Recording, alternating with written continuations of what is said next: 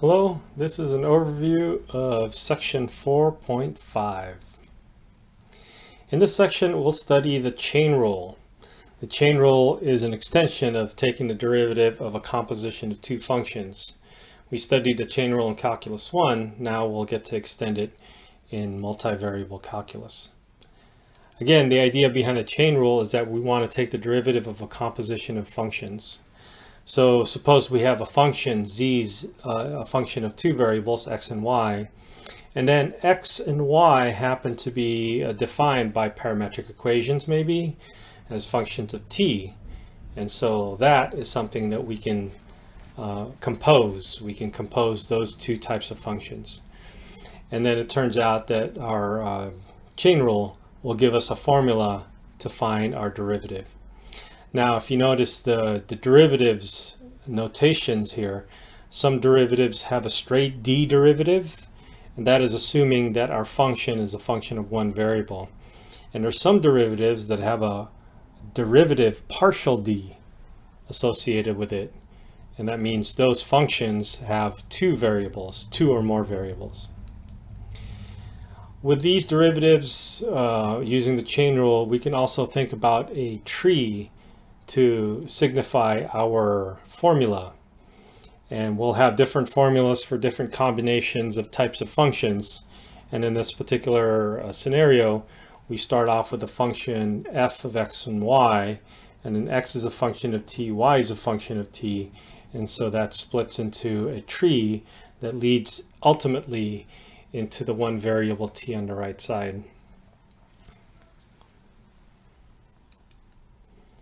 Now we're also going to look at these compositions of functions where we have ultimately two independent variables. So let's say your f is a function of x and y like it was before, but this time x is a function of u and v and y is a function of u and v. And so ultimately you are dealing with a composition of functions where these functions are really functions of u and v. Given this, we can also build a tree starting off with our f function that branches into the x branch and the y branch, and then each x and y branches into the u and the v. And so if you notice also that there are all partial derivatives, there are no straight d derivatives here because each of these functions are functions of more than one variable.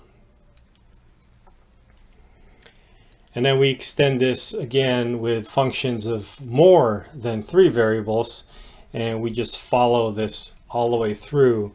And the best way to do this again is with a tree and denoting your function and branching off to as many variables as needed.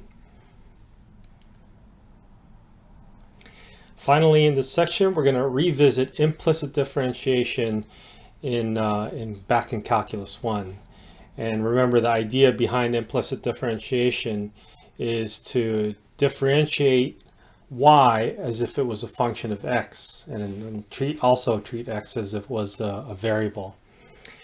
Now we can extend these ideas to higher dimensions and eventually find, like if you have a function of x, or if you have an equation relation with an x, y, and a z in it, you can define z as an implicit function of x and y, and then just deal with finding the derivative or the partial derivative of z with respect to x and the partial derivative of z with respect to y. By doing this, it'll allow us to find derivatives or tangent lines of x and y, x, y, z relations that don't necessarily form a function. Okay, this is your overview of section 4.5. Good luck in this section.